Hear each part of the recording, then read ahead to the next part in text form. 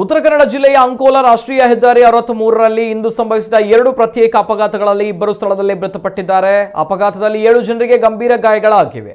ಸರಳೆಬೈಲ್ ಬಳಿ ಇಂದು ಮುಂಜಾನೆ ಕ್ಯಾಂಟರ್ ಮತ್ತು ಲಾರಿಯ ನಡುವೆ ಮುಖಾಮುಖಿ ಡಿಕ್ಕಿ ಸಂಭವಿಸಿ ಕ್ಯಾಂಟರ್ನಲ್ಲಿದ್ದ ಕ್ಲೀನರ್ ಬಸವರಾಜ್ ನಾಗಪ್ಪ ಸ್ಥಳದಲ್ಲೇ ಮೃತಪಟ್ಟಿದ್ದಾರೆ.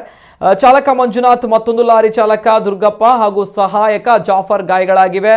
ಲಾರಿಯು ಯಲ್ಲಾಪುರದಿಂದ ಅಂಕೋಲಕ್ಕೆ ಬರ್ತಾ ಇತ್ತು. ಕ್ಯಾಂಟರ್ ಲಾರಿಯು ಅಂಕೋಲದಿಂದ ಯಲ್ಲಾಪುರ ಮಾರ್ಗವಾಗಿ ಚಲಿಸ್ತಾ ಇತ್ತು. ಈ ವೇಳೆ ಕ್ಯಾಂಟರ್ ಲಾರಿ ಚಾಲಕನ ನಿಯಂತ್ರಣ ತಪ್ಪಿ ಈ ಅಪಘಾತ ಸಂಭವಿಸಿದೆ ಎನ್ನಲಾಗಿದೆ. ಮತ್ತೊಂದು ಪ್ರಕರಣ ರಾಷ್ಟ್ರೀಯ ಹೆದ್ದಾರಿಯ 63ರ ಬಳಿ ಹೆಬ್ಬುಳ ಕ್ರಾಸ್ ಬಳಿ ಇಂದು ಮಧ್ಯಾಹ್ನ ಸಂಭವಿಸಿದ್ದು, ಕಾರು ಮತ್ತು ಲಾರಿ ನಡುವೆ ಮುಖಾಮುಖಿ ಡಿಕ್ಕಿಯಲ್ಲಿ ಕಾರಿನಲ್ಲಿದ್ದ ಗದಗ ಪಂಚಾಕ್ಷರಿ ನಗರದ 78 ವರ್ಷದ ವಸಂತ ಟಾಕಪ್ಪ ಅಕ್ಕಿ ಸ್ಥಳದಲ್ಲೇ ಮೃತಪಟ್ಟಿದ್ದಾರೆ. ಕಾರಿನಲ್ಲಿದ್ದ ಅಶೋಕ ಟಾಕಪ್ಪ ಅಕ್ಕಿ, ಪ್ರಕಾಶ ಟಾಕಪ್ಪ ಅಕ್ಕಿ, ತೇಜಸ್ ಪ್ರಕಾಶ್ ಅಕ್ಕಪ್ಪ ಇವರಿಗೆ ಗಾಯಗಳಾಗಿವೆ. ಇನ್ನು ಕಾರವಾರದ ಅಕ್ಕಿ ಇವರಿಗೆ ಗಾಯಗಳಾಗಿದ್ದು ಕಾರವಾರದ ಜಿಲ್ಲಾ ಆಸ್ಪತ್ರೆಗೆ ದಾಖಲಿಸಲಾಗಿದೆ. ಗದಗ ಪಂಚಾಕ್ಷರಿ ನಗರದಿಂದ ಕಾರವಾರ ಪ್ರವಾಸಕ್ಕೆ ಇಂದು ಮುಂಜಾನೆ ಕುಟುಂಬ ಸಹಿತ 4 ಕಾರುಗಳಲ್ಲಿ ಹೊರಟಿದ್ರು. ಹೆಬ್ಬುಳ ತಿರುವಿನಲ್ಲಿ ಲಾರಿ ಚಾಲಕ ಅತಿವೇಗದಿಂದ ಅಪಘಾತಕ್ಕೆ ಕಾರಣವಾಗಿದೆ.